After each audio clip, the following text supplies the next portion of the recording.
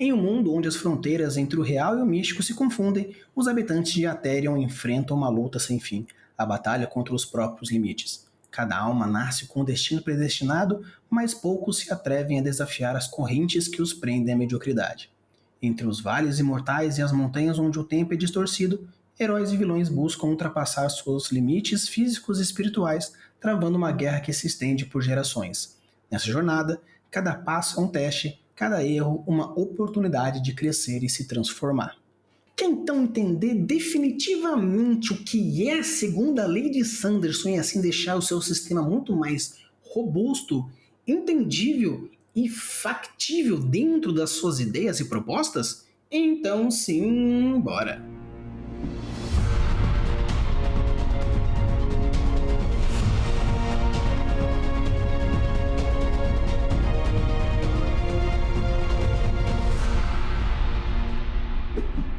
Alô, Debir, tudo bem? Aqui é Rafael Campos e hoje estamos com um vídeo para bater o martelo definitivamente o que é a segunda lei de Sanderson e assim deixar a sua história muito mais legal. Quando a gente fala sobre a segunda lei de Sanderson, estamos falando sobre a questão dos limites, porém, vamos primeiramente definir antes de começar qualquer coisa. A segunda lei de Sanderson é a ideia de que as limitações são melhores do que os poderes. Essa lei é aplicada em sistemas mágicos onde o que torna a magia interessante é o que não se pode fazer e não o que se pode. Os limites e as fraquezas e os custos da magia são o que a diferencia. Por exemplo, se a magia X lentamente deixa o personagem insano, então há um custo que aumenta a tensão da narrativa. Os limites da magia podem ser explorados por outros pontos da história, com personalidade e a criação dos seus objetivos. Então, de uma forma geral, quando falamos sobre a segunda lei de Sanderson, estamos falando sobre os limites, os pré-requisitos e até onde pode e o que não pode ser feito. E com isso eu trago para vocês essa tabela do Pokémon dentro do VGC, que é o Pokémon do videogame, que fica mais fácil da gente entender e assim matar com pau aquilo que está nos matando, o entendimento dessa segunda lei. De uma forma geral, quando a gente fala sobre a segunda lei de Sanderson, temos que entender que depois que estabelecemos se a ideia da magia é um sistema hard, é um sistema soft, é um sistema racional ou irracional, que é a primeira lei, caso você ache interessante e não entender o que é e como define essas aí, eu posso criar um vídeo definitivo para conseguir entender o que é. Caso você já nunca tenha visto, deixar aqui o cardzinho sobre todos os vídeos sobre sistema mágico, que fica um pouco mais fácil de você entender. Caso não, a gente faz um vídeo explicando mais pontualmente. Mas no caso geral, quando a gente fala sobre criação dentro de um sistema mágico, precisamos entender o que pode e o que não se pode ser feito, e essa tabela aqui do VGC vai ajudar bastante a gente a entender algumas coisas no quesito de segunda lei. Por exemplo, você percebe que o que está como attacker na parte da coluna corresponde quem está atacando, e defender, que é a linha, corresponde quem está defendendo.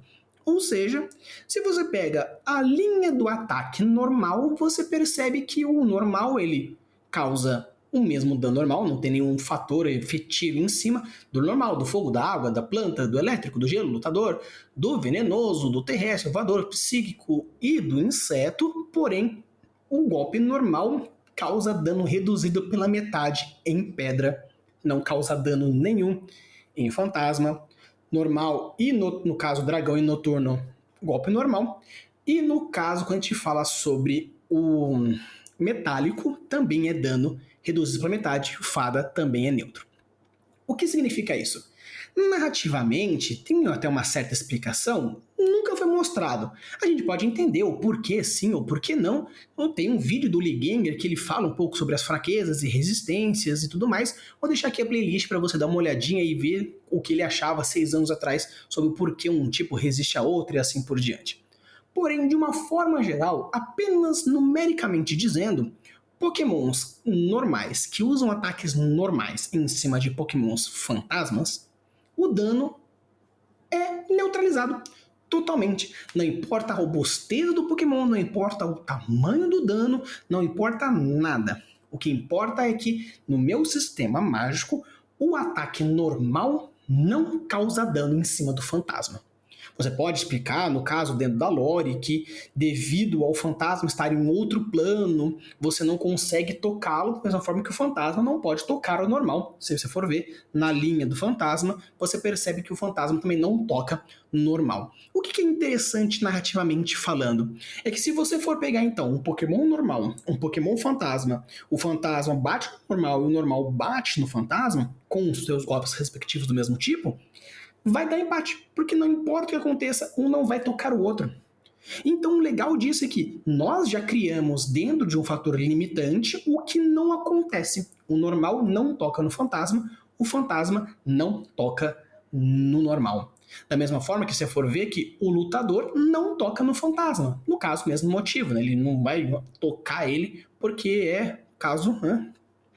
O lutador não toca no fantasma porque a luva não acerta ele. Então você percebe que existe dentro dessa tabela ataques que são totalmente anulados devido ao tipo. O elétrico ele não toca no tipo ground, no tipo terrestre. O venenoso não toca no tipo metálico, considerando que o veneno não tem como envenenar uma espada, porque é metal, então não tem vida, não tem essência, é robusto, então tem essa questão. O psíquico, ele não toca no tipo dark, porque, né, no caso seria o medo do escuro é tão intenso que faz com que a pessoa, o poder da mente não funcione, e aí, né? Ou no caso, você percebe que o dragão não toca no tipo fada. Então você percebe que existe sim algumas justificativas que a gente pode criar na lore, algo que seria interessante, porém não necessariamente tem alguma coisa envolvida, mas a Pokémon trouxe essa proposta. E isso é legal porque isso que a gente está vendo, essa tabela, é, na prática, a segunda lei de Sanderson de uma forma muito clara e muito direta. Se por acaso for fazer um sistema do tipo hard racional, essa tabela é perfeita para você pensar e construir. Por quê? Um sistema mais hard, ele precisa ter justificativas para que consiga entender as leis e as perspectivas para que o personagem consiga criar a coisa que quer fazer. Se é uma história racional, nós precisamos entender de uma forma mais direta aquilo que funciona. Então, a segunda lei, para que a gente entenda o que ataque funciona no quê, em quem faz o quê, uma tabela como essa é ótima.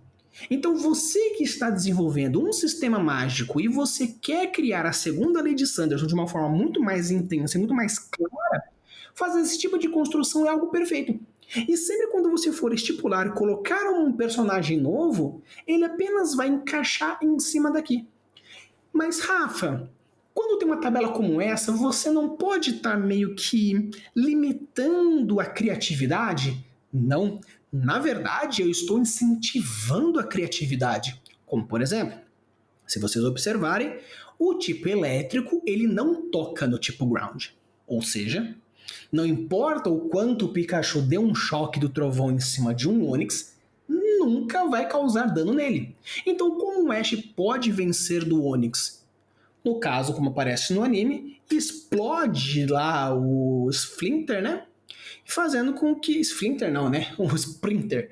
Faz com que caia água em cima do Onix e você vê que a água toma dano super efetivo do elétrico e com isso ele faz com que o Onix tome o dano. Então, no caso, a forma criativa, que no caso foi o roteiro, colocou para o Ash, foi fazer com que crie uma camada de água e com isso acerte. Tanto que existe sim um ataque no Pokémon VGC que você joga um ataque de água no Pokémon, sofre um daninho, mas você cria uma capa de água em cima, fazendo com que ele se torne efetivo em cima, como se fosse um Pokémon do tipo água. Então é legal porque você pode criar situações narrativas que mudem um aspecto, não do seu sistema, mas das circunstâncias em volta do seu sistema. Como, por exemplo, um Pokémon do tipo elétrico, quando ele vai receber um golpe do tipo ground, ele toma super efetivo. Ou seja, dá um Earthquake em cima de um Voltorb, vai fazer com que o Voltorb tome um cacetão. Mas se por acaso o Voltorb tiver a habilidade Levitate, que simula ele ser um Pokémon do tipo voador em cima desse golpe, ele não toma dano. Porque você percebe que o tipo Flying, ele não toma dano nenhum do tipo Ground. Da mesma forma que se por acaso o seu Voltorb ele não tem Levitate, mas está usando um item que se chama Balão, fazendo com que ele se torne, entre aspas, um Pokémon do tipo voador para aquele tipo de golpe, novamente ele se torna imune. Então, no caso, eu não mudei o meu sistema, a regra continua, tanto que ele não está tomando dano nenhum. Por quê? Porque está simulando ser voador. No caso, se é um Levitate, você pode usar uma habilidade chamada Gás Neutralizador, por exemplo, fazendo com que ele volte, ele anule a habilidade de levitar e toque o chão. Ou no caso, você gere dano em cima do Voltorb para explodir os balões e os balões caem no chão e ele toca novamente, fazendo com que a regra novamente se torne o tipo elétrico, vai tomar dano super efetivo do terrestre. Então o legal é que você cria situações narrativas em cima daquilo porque o seu sistema pede para isso. Você tem um sistema como é mostrado. O tipo Bug, por exemplo, vai ter um ataque reduzido em cima do Pokémon do tipo Fogo. O que eu posso fazer então para conseguir vencer? Eu dou um buff em mim mesmo, fazendo com que eu fique mais forte. No caso, se for narrativo, um treinamento que faz com que meu dano seja duplicado para que fique igual por igual contra um Pokémon do tipo Fogo?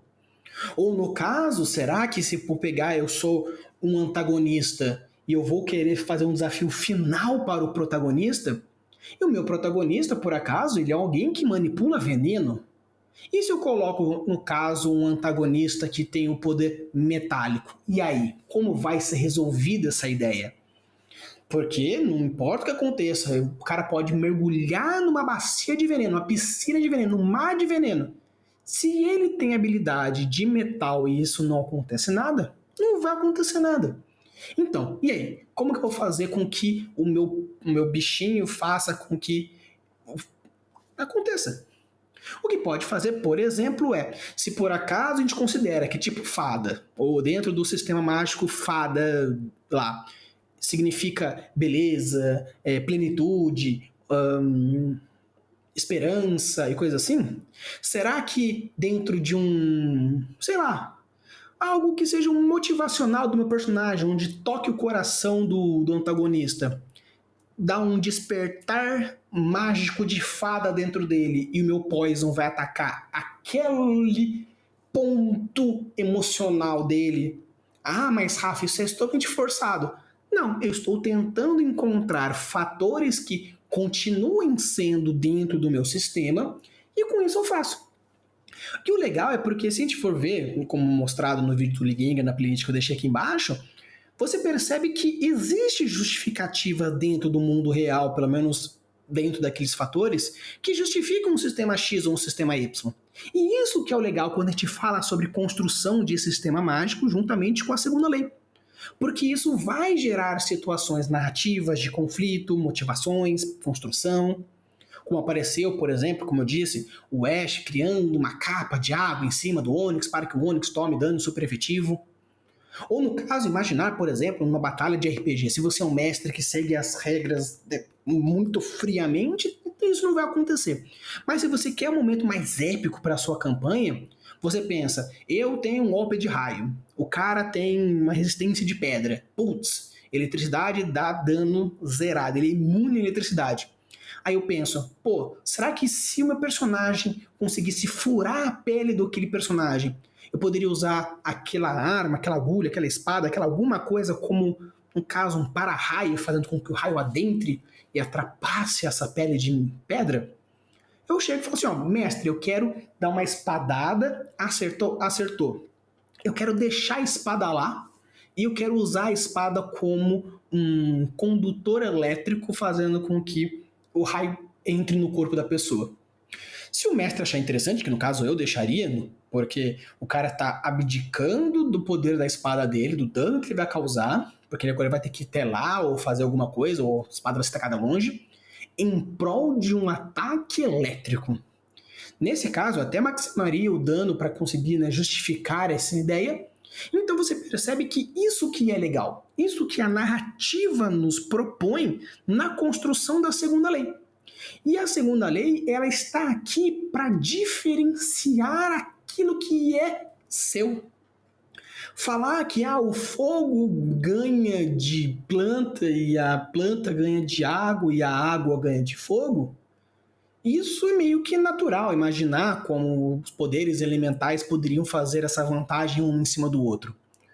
Mas entender que, além desse trio elemental, existem diversos outros tipos que geram fraquezas, resistências, duplicatas, isso que é o interessante. E quando a gente fala sobre Dual Type dentro do Pokémon, por exemplo, a gente fala, é um Pokémon do tipo lutador e venenoso. Então, você pode somar fraquezas ou somar resistências. No caso, se o Pokémon ele é o tipo lutador e ele é do tipo venenoso, se você descer na linha e achar o psíquico, você vai ver que o psíquico causa o dobro no venenoso e o dobro no lutador. Ou seja, um ataque psíquico num Pokémon do tipo lutador e venenoso é o dano quádruplo.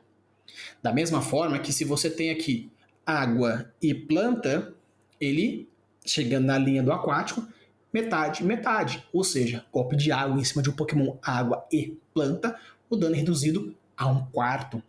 E se por acaso é um Pokémon do tipo água e planta e tem um ataque de fogo, planta toma um dobro, água toma pela metade, então no final o dano é normal porque uma coisa vai meio que neutralizar a outra.